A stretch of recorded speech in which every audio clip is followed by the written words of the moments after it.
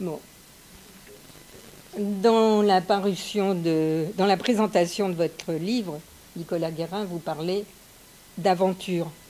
Effectivement, moi j'ai lu ce livre avec beaucoup de curiosité, presque comme un thriller. Mais par quel bout le prendre?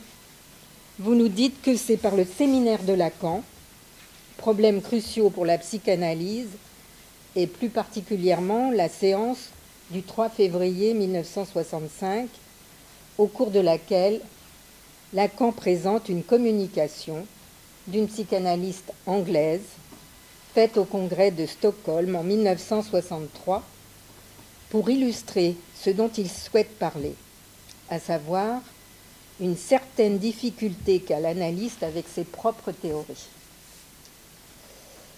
Vous vous étonnez que ce commentaire de Lacan soit passé inaperçu, presque. Il aura fallu la parution de Mise en question du psychanalyste en 2021, à l'initiative de Jacques-Alain Miller, pour susciter votre intérêt. Dans ce livre, Jacques Lacan et le cas Pearl King, écrit à 4 mains, si je puis dire, grâce à la traduction de Sylvain Maubrun, nous avons la possibilité de lire en français l'article de Pearl King présenté au congrès de Stockholm en 1963, puis réécrit en 1974 en hommage à Paula Heimann, qui a contribué à sa formation concernant le contre-transfert en particulier. Le titre de cet article, sur le besoin inconscient d'un patient d'avoir de mauvais parents. Qui est Pearl King? Marie Lenormand nous la présente. Psychanalyste britannique, née en 1918 et décédée récemment en 2015. Son nom est associé avec Ricardo Steiner pour la parution des Controverses Anna Freud, Mélanie Klein, non pas pour prendre parti, mais pour l'intérêt historique. Son premier analyste est John Rickman, qui a été aussi l'analyste de Bion. Proche du groupe de Bloomsbury, Pearl King poursuivra sa formation avec Balint, Milner et Winnicott, c'est-à-dire les analystes du Middle Group. Elle deviendra la première présidente non médecin de la British Psychoanalytical Society, BPAS. C'est elle qui a fondé les archives de la Société britannique. Dans sa préface, Éric Porge, donc, qui est le 4e, fait entre autres un parallèle avec le cas de Lolvestein. Vous vous intéressez surtout aux remarques de Lacan. C'est le seul cas concernant une cure d'analysant psychotique que Lacan a commenté, et aussi le dernier cas commenté par Lacan. Pearl King remet en question les notions clés de sa société d'appartenance au moment où Lacan lui-même se sépare de l'IPA. Cette analyse, qui va se dérouler sur 3 périodes, permet à Pearl King de réaliser que ce que son patient lui raconte est un mythe qu'il a fabriqué concernant les prétendus ravages qu'il subit de la part de mauvais parents ou d'un mauvais père. Corrélativement, Pearl King met en doute les conceptions analytiques de bons ou mauvais parents, mettant en question son transfert à l'égard de l'école anglaise. Selon l'école anglaise, le bon parent est celui qui se soucie d'apporter à chaque phase du développement de l'enfant ce quelque chose qui protège des troubles émotionnels, emotional disturbance, bref, un idéal de formation affective. La cure analytique étant par conséquent une variante du care. Le terme d'objet n'a pas la même signification pour Pearl King que pour Lacan. Chez Pearl King, il s'agit d'objets partiels ou d'objets transitionnels avec lesquels l'objet lacanien n'est pas comparable. De la part du patient, je reviens à lui, exploitation inconsciente du mauvais parent pour maintenir la croyance dans l'omnipotence infantile est due à son soutien par la psychanalyse. Après 7 ans d'analyse, le patient revient pour la 3e fois avec le sentiment qu'à mesure qu'il va mieux pour certains symptômes, il se plaint de ne produire rien de vrai dans son travail ou dans la conduite de son existence. L'analyste elle-même s'est avouée avoir été affectée. Elle se sentait figée, gelée, au point de ne pouvoir intervenir selon ses modes ordinaires. Elle comprend que le transfert se distingue d'un effet de projection simple qu'il recouvre ce que Freud décrit comme névrose de transfert. Ce qui ne lui échappe pas, c'est le sentiment d'être dans le faux. D'où cette idée qu'elle s'est fourvoyée, qu'elle a été trompée durant ces années quant au ravage imputé par la conduite du père. Malgré la reconnaissance massive de quelque chose qui achoppe, elle récidive dans le même mode d'interprétation, dont voici un exemple. Au cours du petit déjeuner, le patient raconte qu'il ne peut tenir sa fourchette sans s'apercevoir qu'il voudrait piquer à la fois le pain grillé et le beurre. L'interprétation de l'analyste est un peu longue. Je cite. « La partie de vous qui est en mal d'aller mieux et a fait alliance avec moi en a par-dessus la tête de la façon dont vous continuez à être incapable de faire un pas vers ce qui vous manque. Vous avez placé votre bouche de bébé affamé dans chacun des deux. Comme vous croyez inconsciemment qu'il n'y a pas assez de nourriture que pour une bouche, c'est-à-dire que vous ne pouvez faire qu'une chose à la fois, l'autre va succomber à la faim et probablement en mourir. C'est pourquoi vous étiez mis en demeure de préserver le statu quo. C'était peut-être d'avoir réduit la bouche à la demande orale qu'elle se rendait elle-même incapable de parler. Erreur de Perelkine selon Lacan, qui consiste à pousser dans le registre d'une frustration orale, traumatique ou diachronique, ce qui relève de la pulsion de la demande à situer dans la synchronie. C'est bien ce dont le sujet se plaint, d'avoir la langue liée, puis les mots lui ont manqué encore une fois avec son patron. Une autre interprétation aurait pu s'en déduire. Il demande à être lui, cet objet sans figure que l'analyste s'obstine à croire qu'il veut trouver dans l'autre, avec un grand A, et nommément son père. C'est pourquoi il tient tant à ce qu'aucune action ne vienne de lui. Il veut n'être qu'une pièce détachée d'un autre, auquel pourtant il ne peut croire. Reproche de Lacan à Perelkine d'avoir totalement négligé la synchronie dans la structure au profit de la genèse, c'est-à-dire la diachronie.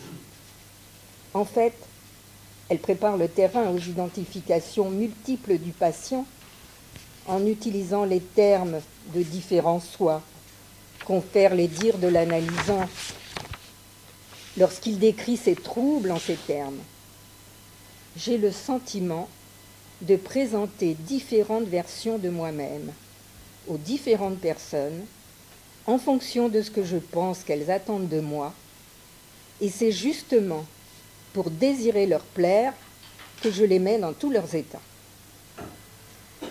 Après avoir présenté de façon quelque peu succincte cette publication, plusieurs questions se posent.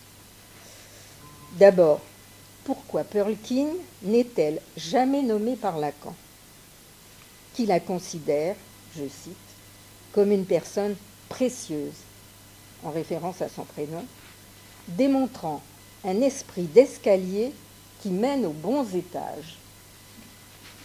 Pourquoi Lacan s'est-il arrêté là dans la publication de cas cliniques. Pourquoi Perlkin n'a-t-elle publié ce cas qu'en 2005, alors que le premier article a été écrit en 1954 ?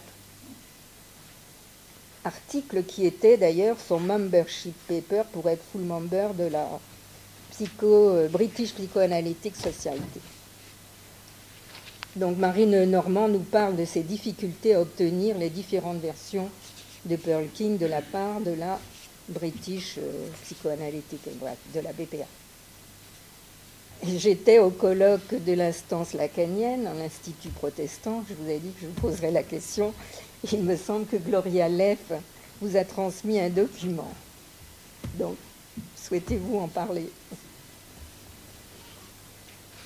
Oui, je voulais dire que ce qui m'a vraiment beaucoup passionnée dans ce livre, c'est l'engagement de cette psychanalyste et d'entendre le travail intérieur, enfin, le travail psychique qu'elle produit pour essayer de s'approcher au mieux de ce patient, même si effectivement ces interprétations ne correspondent plus du tout à notre mode de travail, sauf peut-être chez des Kleiniens encore, mais je trouve extraordinaire sa modestie aussi.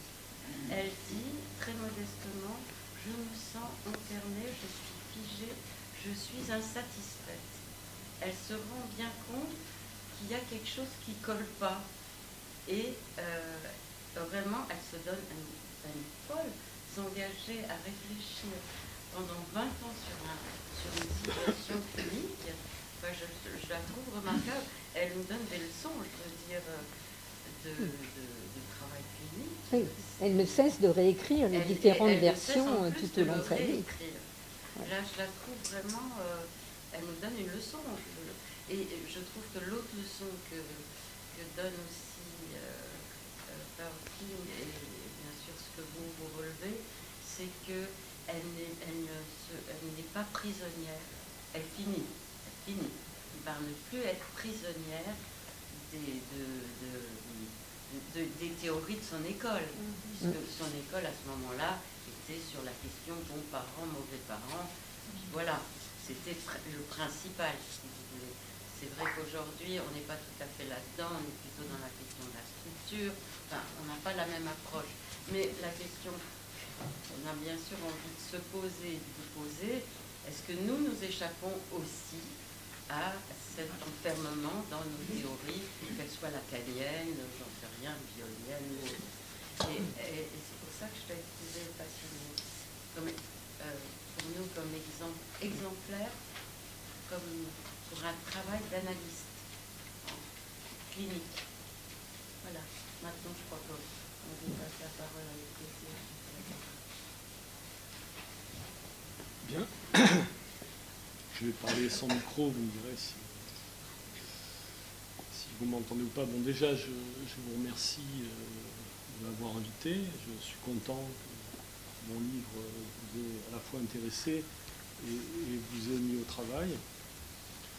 C'était fait exprès, donc ça tombe bien. Alors, ce que je peux vous dire, je vous remercie pour votre présentation d'ensemble.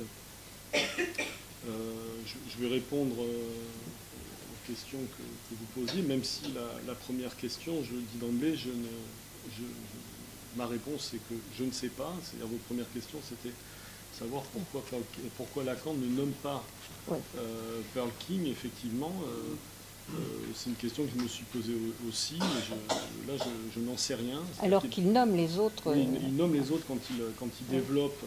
Il lui arrive de ne pas nommer, mais ça c'est souvent quand il fait plutôt une allusion comme ça un peu furtive. Par contre, là c'est un cas qu'il commente de façon relativement détaillée. Il le commente en plus 2 fois, et dans les 2 textes, dans les 2 occurrences, en tout cas de son commentaire, pas une seule fois il dit le nom de famille de Perlkin. Par contre, il fait une allusion à son prénom, mais c'est tout, en fait. Donc, je ne sais pas du tout pourquoi il ne la nomme pas. Je n'ai même pas d'hypothèse, si vous voulez, qui soit un peu, enfin, que je trouverais un peu fiable, quoi. donc je ne vais pas trop élucubrer non plus. Par contre, ce que je pense, c'est que le fait qu'il ne la nomme pas, alors ça n'explique pas tout, mais le fait qu'il ne la nomme pas a peut-être contribué au fait que ce cas soit passé plus ou moins inaperçu, parce que, alors c'est étrange, parce que quand même, il passe du temps quand même à commenter toute une séance du séminaire Les problèmes cruciaux. Bon, pour mise en question, c'est encore autre chose, puisque ce texte est paru qu'en 2021, il était inconnu de tous. Mais quand même, la séance Les problèmes cruciaux, même si c'est un séminaire qui est encore aujourd'hui inédit, à peu près tout le monde l'a lu, puisque c'est accessible. Pour autant, ce cas est passé quasiment sous les radars, puisque dans les articles, je parle des publications des analystes, il n'est jamais véritablement commenté dans les détails, même de façon alusive. Je crois qu'il y a moi j'avais trouvé une mention à ce cas dans un article de Daniel Coren sur les errements du contre-transfert, mais c'est juste un passage un peu comme ça, un peu fugace, quoi. Mais voilà, mais après, je pense que le fait qu'il ne nomme pas Pearl King a dû aussi contribuer au fait que ce cas passe un peu inaperçu. Mais ça ne répond pas à votre question, je ne sais pas du tout pourquoi il ne la nomme pas. Alors il y a peut-être des collègues ici qui auront des hypothèses. Sur la perle. Oui, oui. Bon, il y a des photos d'elle. Hein. Ce qu'on sait, c'est que, si vous voulez, c'est Ken Robinson qui le dit dans l'ouvrage, vous voyez, le recueil des travaux de Pearl King qui est paru en langue anglaise en 2005. Il le dit, ça. Il le dit que, en fait, Lacan a invité en 1953 Pearl King dans un thé dansant.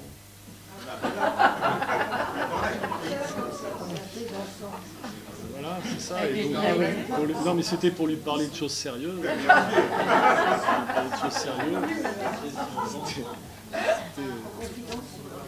C'était pour se confier sur ses difficultés avec la SPP à ce moment-là, puisque vous savez qu'il y a eu la rupture avec la SPP en 1953.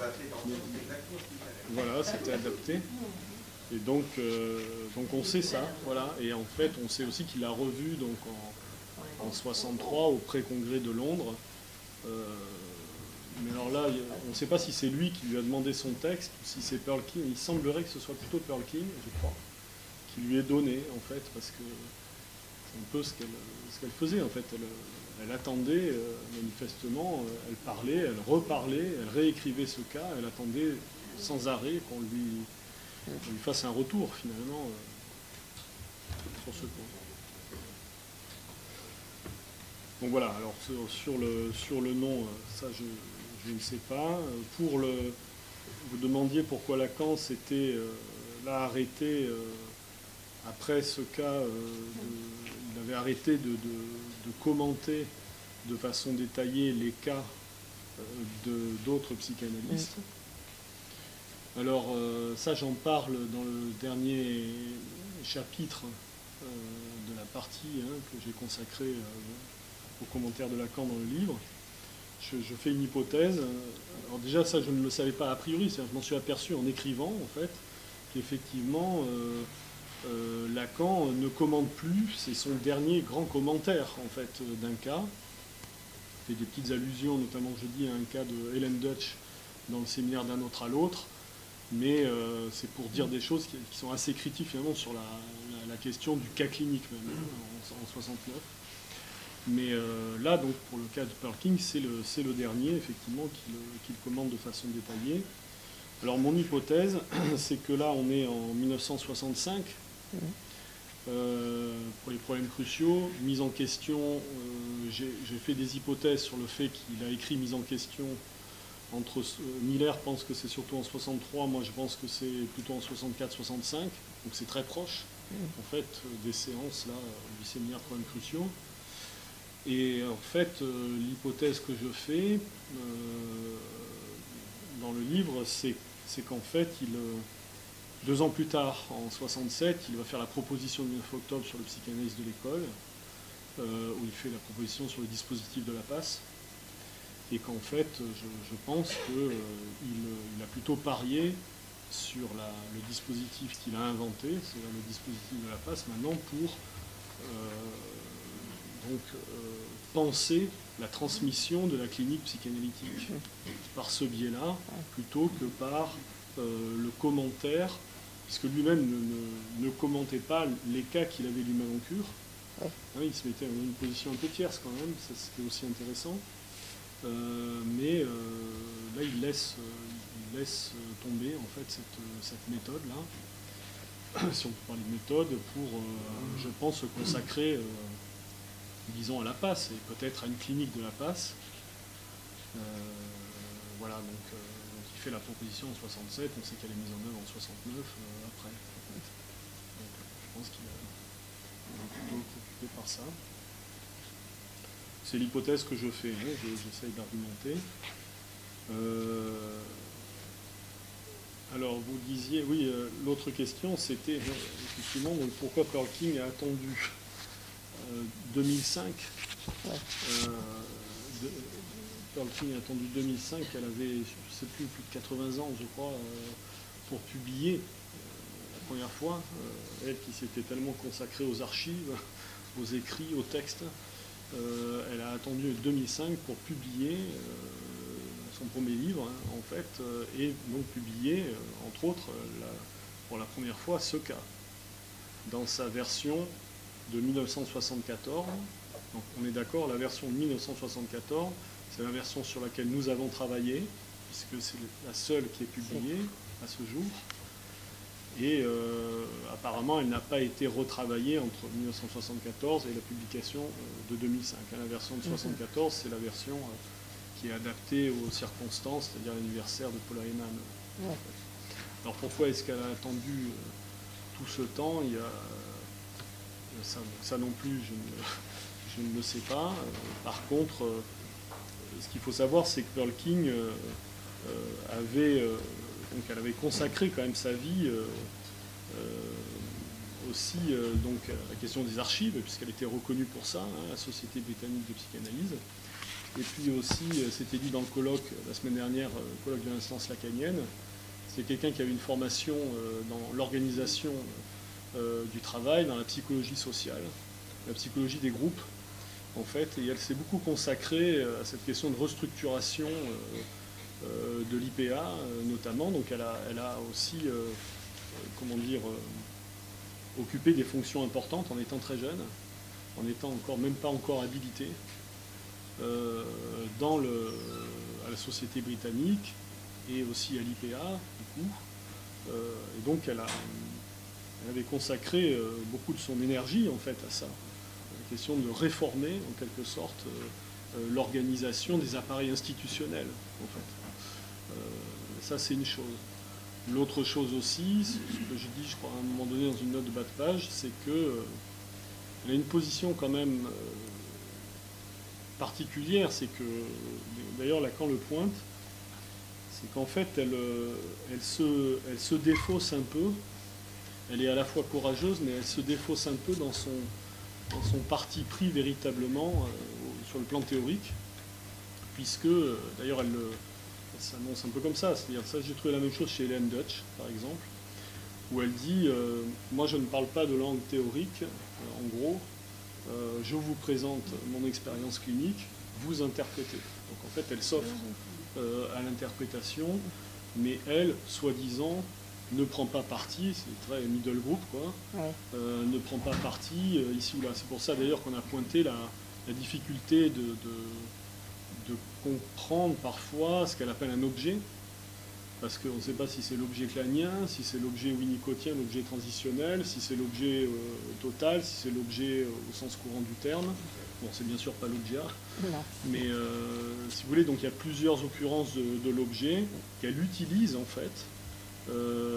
Et en fait, elle ne tranche pas là-dessus. C'est pour ça que Lacan a cette formule en disant, en gros, elle fait un numéro d'équilibriste.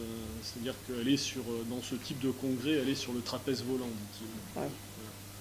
Donc en fait, ce que je veux dire par là, c'est que à force de se défausser, quand même aussi, je trouve que le fait d'attendre tellement longtemps pour publier, il y a aussi quelque chose un peu de ça. aussi quelque chose de rester un petit peu en retrait, en fait, par rapport à la publication, enfin, en tout cas par rapport à cette position, quelque chose de... Voilà. Donc, et effectivement, donc, ce texte, vous avez dit, la première version, c'est 1954.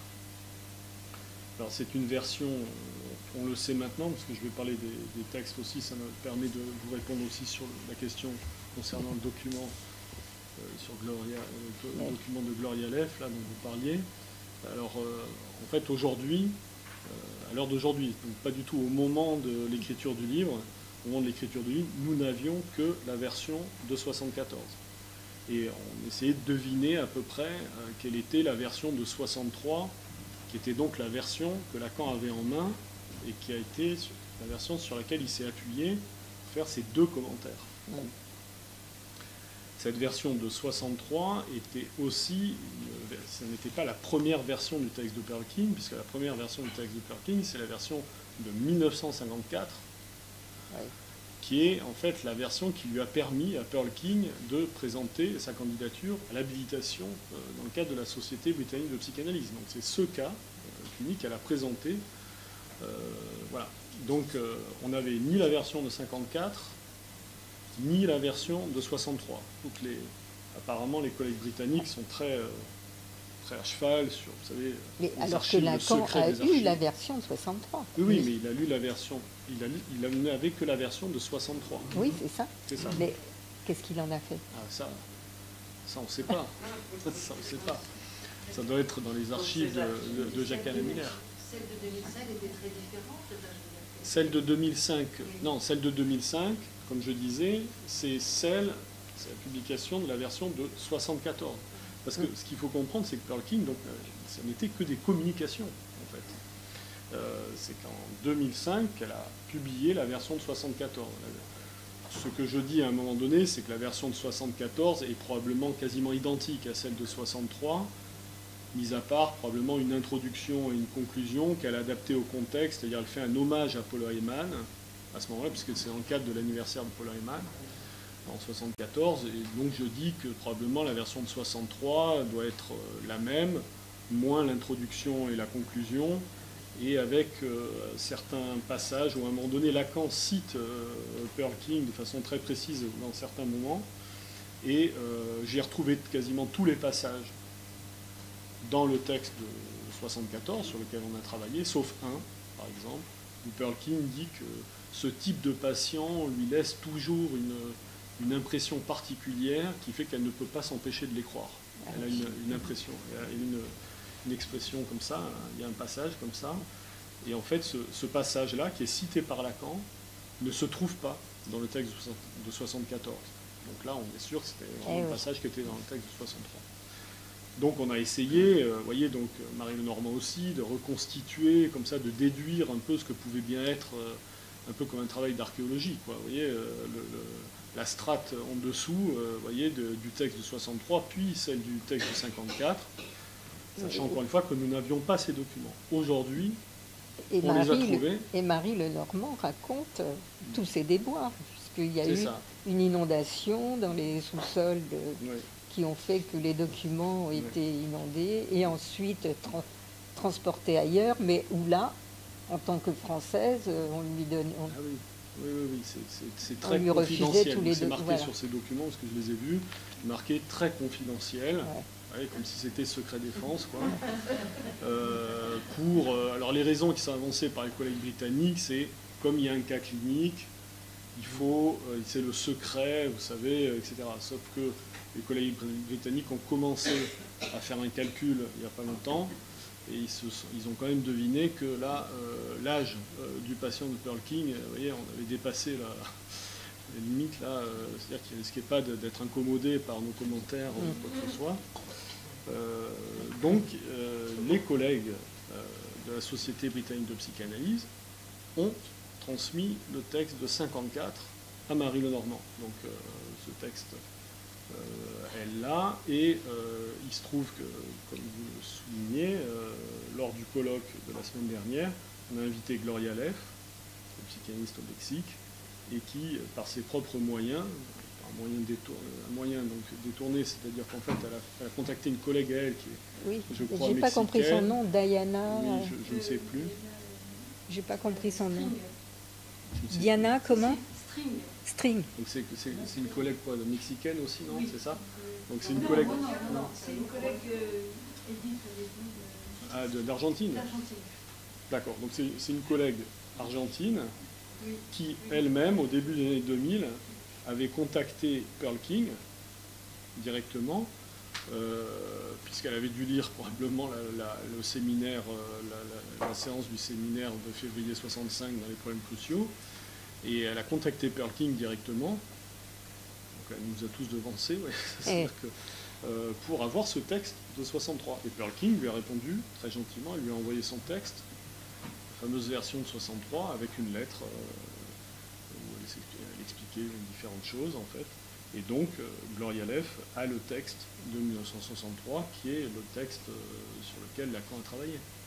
Mais bon, donc elle a confirmé, parce que je ne l'ai pas lu, elle l'avait là, mais elle a confirmé que la version donc, de 63 est quasiment identique à la version de 74, donc c'est bien ce qu'on avait compris. La version donc, de 63 quasiment identique à la version de 74, sauf l'introduction, la conclusion, quelques éléments de vocabulaire, mais enfin, c'est quasiment la même chose. Pourquoi elle n'en a pas parlé dans son livre auprès de Alors, je lui ai posé la question, Parce puisque... que, oui. Si elle avait le document. Ah non, non. Le livre précédé. Non, ça, le document, elle l'a eu le mois dernier. Ah, d'accord. D'accord, c'est quand on l'a invitée, elle s'est plongée dans le cas de Pearl King, et c'est là qu'elle a pensé, alors je ne sais pas comment, elle a cherché dans un dictionnaire, je ne sais plus quoi, qu'elle a contacté cette collègue argentine. Donc ça, Gloria Leff a eu le texte il y a un mois. C'est étonnant qu'elle n'ait pas abordé. Absolument, donc c'est la question que je lui ai posée aussi. Donc, je lui ai demandé, mais comment se fait-il en fait que Portrait de femme en analyse, Lacan et le contre-transfert, il y ait tout le monde sauf Pearl King. Oui. Et en fait, elle m'a dit que à ce moment-là, il travaillait sur d'autres choses, sur les problèmes cruciaux, et elle travaillait beaucoup plutôt sur le séminaire L'Angoisse, en fait. Et donc, elle s'est focalisée, si j'ai bien compris, hein, elle s'est focalisée sur le séminaire L'Angoisse, mais ce que je lui ai dit, c'est-à-dire que je comprends, mais en même temps, c'est quand même curieux, c'est à chaque fois Pearl King passe entre les doigts de tout le monde, alors qu'elle avait lu aussi, puisqu'elle avait travaillé, il se trouve qu'elle avait travaillé, je crois, le séminaire à ce moment-là des problèmes cruciaux. Elle est restée dans ce couloir-là, en fait, mais en même temps, je ne suis pas sûr qu'elle avait en tête Pearl King au moment d'écrire, sinon je pense qu'elle l'aurait cité. Donc voilà, et par contre, ce que je crois, donc d'après ce qu'on a dit sur le texte de 54, mais c'est aussi, il faut voir, parce que j'ai pas lu, hein, donc ni le texte de 54, ni le texte de 63. Le texte de 54, donc je répète, hein, c'est le texte qui a permis à Pearl King, qui a fait sa demande d'habilitation à la Société britannique, a été très jeune analyste à ce moment-là, et donc c'est l'analysant dont on parle là, Pearl King le voyait uniquement depuis 2 ans à ce moment-là, en 54. Donc il a dû commencer sa cure avec elle en 52. Et donc oui, c'est ça. Donc il a commencé sa cure en 52. Elle présente ce document en 54, donc c'est 2 ans de cure en fait. Donc, vous voyez, alors qu'il est resté 10 ans chez elle, ça veut dire qu'il termine sa cure avec elle en 62. Quand elle présente le cas en 63 au pré-congrès de Londres, en fait, en 63, il a terminé sa cure l'année d'avant. Voilà le timing à peu près reconstitué. Et d'après ce qu'on m'a dit, dans ce texte, elle est plutôt très kleinienne, en fait, dans le texte de 54. Voilà. Alors que c'est moins évident dans la version de 63 et donc de 74, où là, elle mélange un peu différents concepts, un peu kleiniens, winnicottiens, etc. Le dernier point, peut-être, parce qu'après on discute, hein, rebondir parce que vous aviez aussi une question. sur le fait que... Alors c'est vrai que moi ça m'a beaucoup frappé, beaucoup intéressé. C'est le point principal qui avait intéressé Lacan. C'est pas le fait que ce soit un analysant psychotique qui a intéressé Lacan. C'est le fait qu'en fait Perkin se déprenne de façon relative des maîtres mots de sa formation, mais enfin, oui, ce sont vraiment des maîtres mots, des axiomes, quoi, quasiment. En fait, le bon et le mauvais, qu'elle critique à un moment donné en disant il faut faire attention avec ces mots, sont des conceptions un peu normatives. Enfin, je sais pas si... Enfin, là, vraiment, en disant ça, elle interroge vraiment le nerf, en fait, des éléments de sa formation à elle. Donc c'est ça qui avait intéressé Lacan au moment où... Parce que c'est ce que je dis, en fait, c'est-à-dire que c'est le moment où elle interroge ça, Perkin, où elle se défait plus ou moins de sa formation initiale. Lacan lui-même est en train de se séparer, enfin il vient de se séparer, il est en train de se séparer de l'IPA, en fait, en 63.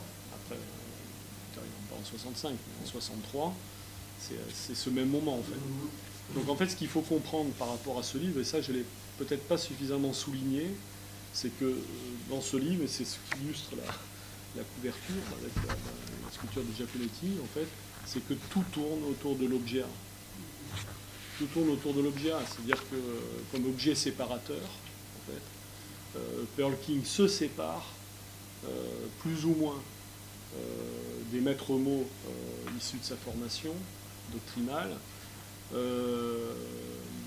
Lacan se sépare de l'objet A, il essaye en même temps d'expliquer voyez, les grandes notions de sa théorie au collègue de l'IPA en 1963. Il est lui-même le rebut, l'objet, il est lui-même le rebut de l'opération par rapport à la commission d'enquête, la Société française de psychanalyse, tout ça, on sait très bien que c'est lui qui va finalement être rejeté, en fait.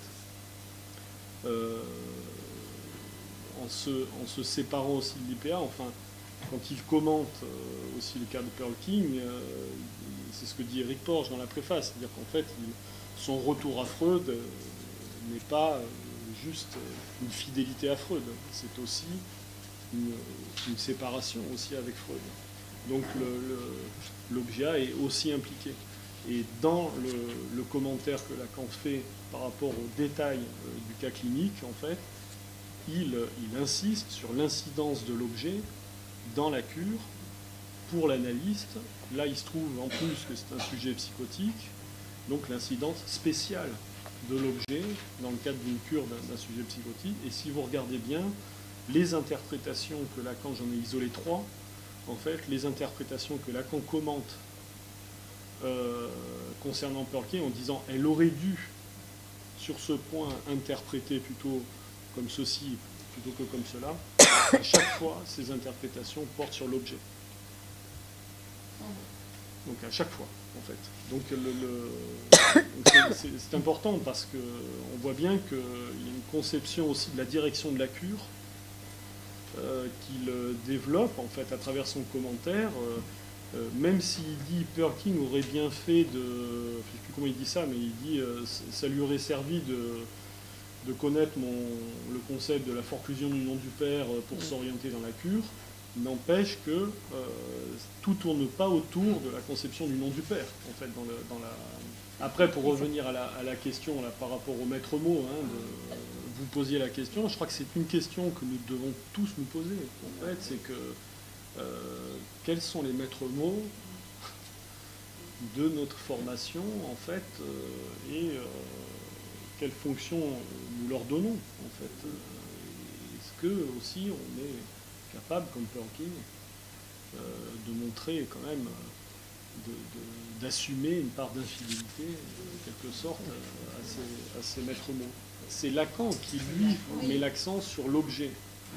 Mais c'est pas Perkin qui, elle, met l'accent sur l'objet. Par contre, elle parle beaucoup de l'objet, pas que de ça, en fait. Mais effectivement, parfois, c'est pas toujours évident de savoir de quel objet elle parle, puisqu'elle-même navigue entre plusieurs occurrences de l'objet. Voilà. Mais elle ne parle pas que de ça. Par contre, les interventions de Lacan sur le texte de King, et notamment sur les questions de l'interprétation, etc., portent toutes sur l'objet A. L'objet A. Vous avez dit l'objet, là. Non, l'objet A. L'objet A par rapport à Lacan. Enfin, quand Lacan parle de l'objet, c'est l'objet A uniquement. C'est-à-dire, lui, Lacan ne se soucie pas. Il ne dit pas, bon, alors là, elle parle de l'objet partiel, donc voilà ce que je dis, moi, sur l'objet partiel. Il ne dit pas ça. Lui, quand il parle de l'objet, c'est l'objet A, à chaque fois. Mais tout tourne autour de ça, en fait. Donc, effectivement, les maîtres mots, ça, c'est une question qui rejoint aussi l'actualité qui est la nôtre en général, et puis celle de chacun. Je veux dire, dans ce passage du séminaire Les problèmes cruciaux que j'ai commenté, quand il parle des maîtres mots et du drame de la communication entre analystes, lui-même dit, il se remet lui-même en question, parce que il dit, donc il critique les maîtres mots que les analystes utilisent, qui font boucher en réalité, qui sont de mauvais moyens finalement de transmission, en fait, sont des artifices, dit-il, les maîtres mots. Et à un moment donné, il dit, mais est-ce que le signifiant est un maître mot? C'est intéressant parce que il a bien compris que ses propres élèves, certains en tout cas, récitaient le terme de signifiant et en faisaient un maître mot, en fait, donc un artifice, donc un bouchon, etc. Donc, et alors là, il dit non. Il dit non, c'est pas un maître mot, c'est parce qu'en fait, bon, comment il argumente ça? C'est parce qu'en fait, il dit, dans le signifiant, il y a comment dire, il y a une structure tierce, justement. C'est le signifiant représente un sujet auprès d'un autre signifiant, et donc à partir de là, le signifiant lui-même décloisonne, en quelque sorte, si on le prend au sérieux, si on le prend pour ce qu'il est. Voilà, c'est comme ça qu'il dit les choses. Mais bien sûr que le signifiant, il y a des notions de Lacan qui peuvent être tout à fait, bien sûr, des maîtres mots. Il y a tout un développement que je consacre à ça en particulier. Alors juste une chose par rapport au contre-transfert, justement par rapport à ce que disait Gloria Leff concernant le texte de 63 qu'elle avait entre les mains, qu'elle a comparé avec la version de 74 que nous avons commentée. En fait, elle disait, si je me souviens bien, je crois, il faudrait vérifier parce que c'est de mémoire là, elle disait que dans la version de 63, Pearl King n'emploie quasiment pas le terme de contre-transfert. En fait, elle l'emploie dans la version de 74 parce qu'il y a Paula Eyman qui est présente, donc le contre-transfert, etc. Et elle ne l'emploie pas tellement en réalité, mais elle parle de ça quand même, enfin elle parle de ça, mais elle n'emploie pas le terme, elle n'emploierait pas le terme en tout cas dans la version de 63. Mais effectivement, donc ce que je dis, c'est que en fait, alors là, on rentre dans les détails, si vous voulez, de l'incidence spéciale, comme dit Lacan, de l'objet dans la clinique avec les sujets psychotiques. C'est-à-dire que là, en fait, ce qu'il pointe, c'est que, comment dire, il y a une sorte de vecteur inversé par rapport à la position de l'objet. Donc ça, il ne le dit pas dans les problèmes cruciaux. Dans les problèmes cruciaux, il parle de l'objet, il reprend son répertoire clinique par rapport à l'hystérie, les névrose obsessionnelle, la phobie, etc. Il ne parle pas de la psychose, sauf sur le cas de Pearl King, justement. Mais c'est 2 ans plus tard, en 67, dans le petit discours au psychiatre de Sainte-Anne, en fait, il va parler à ce moment-là où il va dire que dans le cas normé, dit-il, mettons les névrosés, on suppose l'objet A au lieu de l'autre.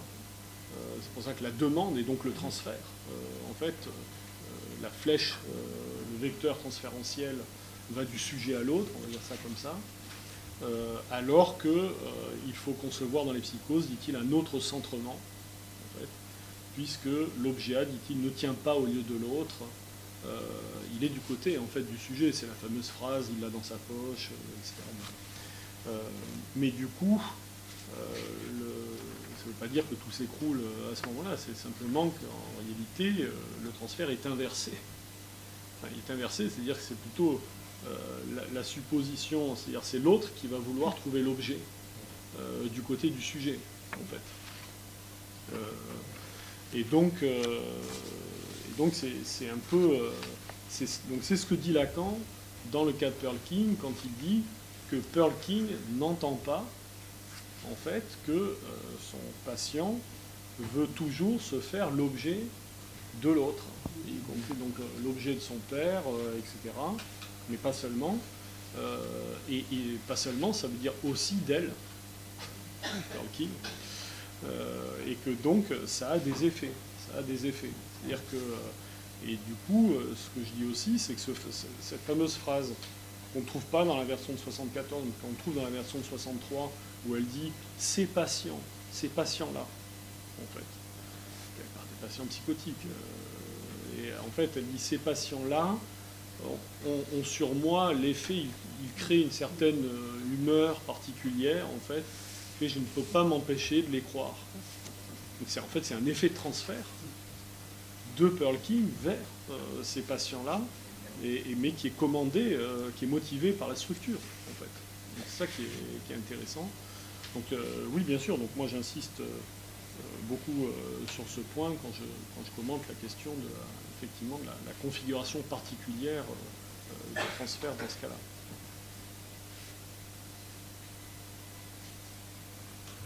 Oui, alors je voudrais continuer à interroger cette question du transfert avec cet anathème qu'il y a sur le mot contre-transfert qui finit par être quelque chose de tout un peu personnellement ridicule. Mais bon, mais en fait, ce dont il s'agit, qui me paraît vraiment important, c'est que quand ça coince, justement, elle s'aperçoit à un moment donné, ça avance pas. Et il n'y a pas qu'avec les psychotiques que ça peut arriver. À ce propos, la position, Lacan le dit dans mise en question du psychanalyste, il dit bien que de toute façon, l'enfant est a priori dans cette position d'objet petit a pour les parents, hein, plus ou moins, bon voilà. C'est quand même assez banal de se trouver pour un patient à cette place-là, à un moment donné, qu'il soit psychotique ou pas. Et donc, au moment où ça coince, il dit aussi dans ce même séminaire en question du psychanalyste qu'il dit par rapport à la torsion flottante que c'est quand la barque touche le fond. Je trouve ça marrant comme expression. Et effectivement, quand ça coince comme ça, il s'agit effectivement d'analyser, de comprendre là où ça a coincé pour le psychanalyste, c'est-à-dire en termes lacaniens de sa propre jouissance, ses fantasmes, ses passions, comme il dit en ce moment Lacan par rapport au contre-transfert, parce qu'il dit on parle de contre-transfert quand il s'agit des a priori, des passions, des préjugés, des fantasmes, voilà. Mais d'accord, c'est mieux quand on ne se trouve pas à cette place-là, c'est-à-dire qu'on arrive à être en position de sujet supposé savoir, de désir du psychanalyste, mais c'est très souvent qu'on n'y est pas, hein, je pense. En tout cas, on ne peut pas y être toujours. Et dans ces cas-là, il faut bien aller voir du côté de la barque qui rappelle le fond et essayer d'analyser ce dont il s'agit en termes de transfert. Oui. Alors, ce qu'on voit quand même chez Pearl King, qui est un trait, moi je trouve, qu'on retrouve chez d'autres psychanalystes kleiniens d'ailleurs, c'est cette espèce de... Ça, je ne l'ai pas dit dans le livre parce que moi j'ai essayé, si vous voulez, dans mon approche là par rapport au livre, c'est de tenir un fil qui était m'en tenir aux commentaires des remarques de Lacan sur le cas, et non pas faire mon propre commentaire sur le cas. Parce que sinon, là, c'est encore autre chose. Mais là, maintenant, en parlant, si vous voulez, moi, ce que j'ai remarqué, par exemple, c'est qu'il y a quand même un trait de méfiance chez Pearl King, qu'on retrouve chez d'autres psychanalystes kleiniens, notamment. Là, avec un collègue, là, on lisait un cas d'un psychanalyste aussi kleinien qui a publié un cas récemment, il y a 4 ans, là. On retrouve la même chose, c'est-à-dire c'est toujours cette impression d'être piégé par le patient, d'être figé, comme si vraiment il faisait exprès de ceci, cela, etc. Vous voyez, il y a quand même quelque chose là, comme ça qu'on retrouve beaucoup chez King, je trouve. Maintenant, la question, c'est ce qui se joue, en fait, ce que souligne Lacan, et ce que du coup j'ai mis en évidence aussi, c'est que quand Perkin se sent fixé, figé, emprisonné, encapsulé, etc., c'est parce que, en fait, elle s'identifie à l'objet qui est son analysant. C'est-à-dire que quand Lacan dit elle n'entend pas que son analysant se fait objet de l'autre, en fait, c'est l'analyste qui s'identifie à ce moment-là à lui, en tant que lui-même dit d'ailleurs qu'il a la langue liée, en fait, qu'il est mutique, qu'il ne peut pas prendre la moindre initiative qui viendrait de lui, en fait. Pourquoi? Parce que s'il prend la moindre initiative qui viendrait de lui, il se déboute lui-même de sa place d'objet, alors qu'il est obligé de se figer à cette place d'objet pour se maintenir à cette place d'objet, et son analyste s'identifie en fait à son analysant, et donc, par voie de conséquence, quasiment mécaniquement, elle se sent elle-même muette, donc entravée dans ses interprétations, oppressée, etc. Tout ça. Donc c'est une identification indue en fait à son analysant. La question, c'est qu'elle, par contre, elle a les motivations inconscientes qui lui sont propres à elle pour entretenir pendant je ne sais plus combien d'années, 7 ans, je crois, rester pendant 7 ans à cette place-là.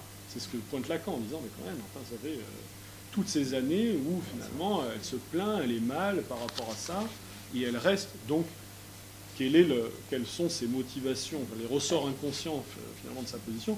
Ça, ces ressorts inconscients, elles ne sont pas du tout les mêmes que ceux de son patient.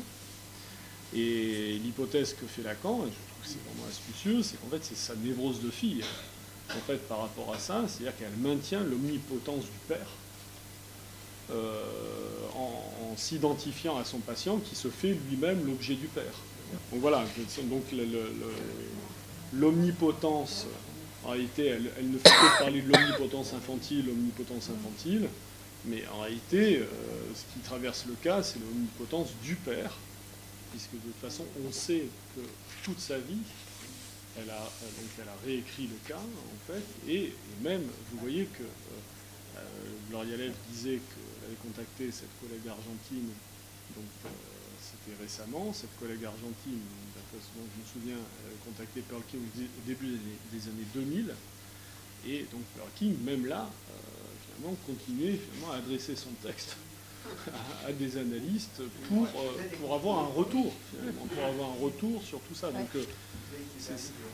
c'était pas uniquement un intérêt opportuniste dans le sens où elle s'en est servie, c'est vrai qu'il y avait de ça quand même, hein, elle s'en est servie pour son habilitation, mais pas uniquement. Enfin, alors, comment ça s'est passé, ce que je dis un peu, c'est que dans le cadre de l'instance lacanienne, donc une des deux associations dont je suis membre, en fait, on travaillait sur le séminaire Les problèmes cruciaux.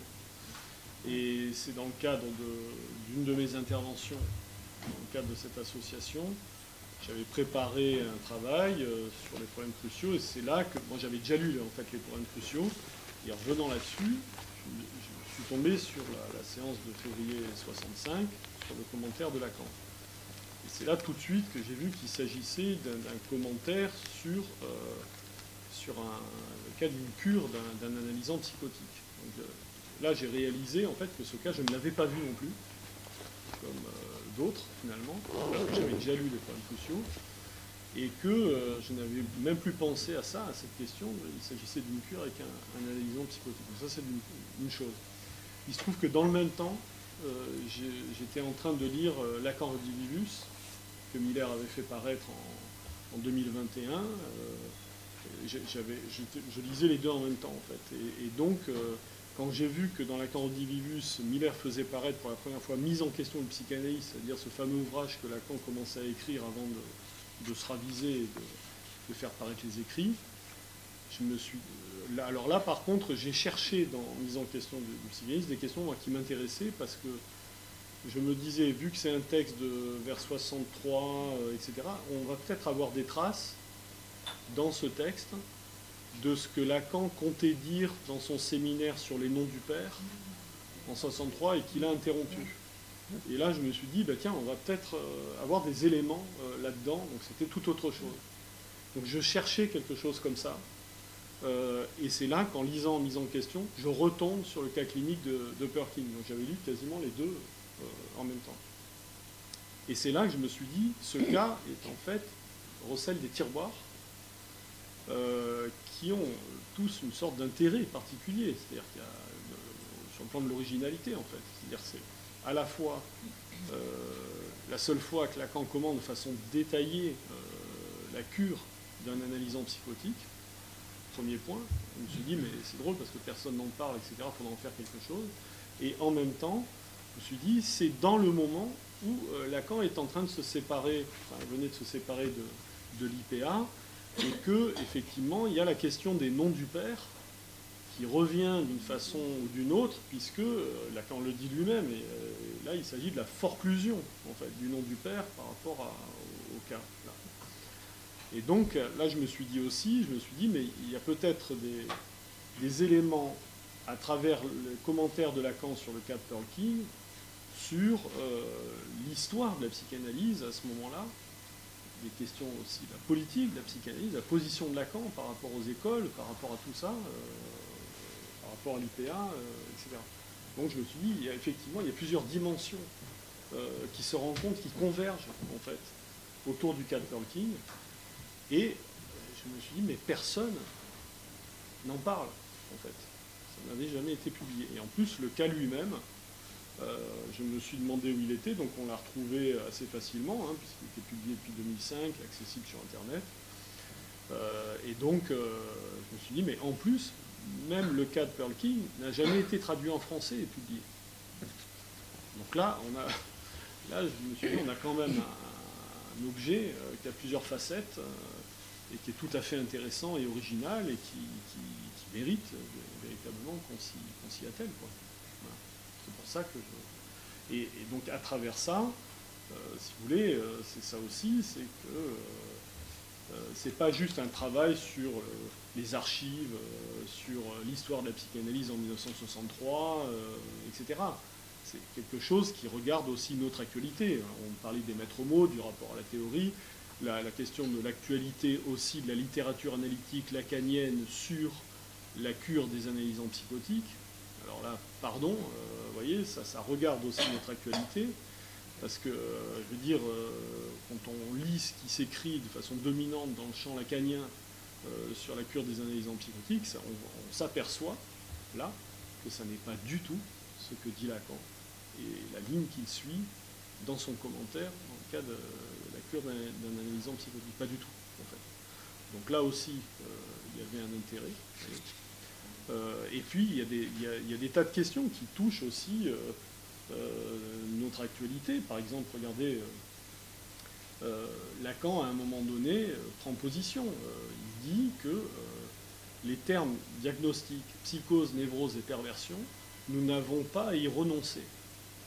Contrairement à l'école anglaise, qui considère que ces termes, de psychose, névrose, perversion, sont un peu rétrogrades parce qu'ils sont empruntés à la psychiatrie, etc. Donc eux en proposent d'autres, borderline, etc.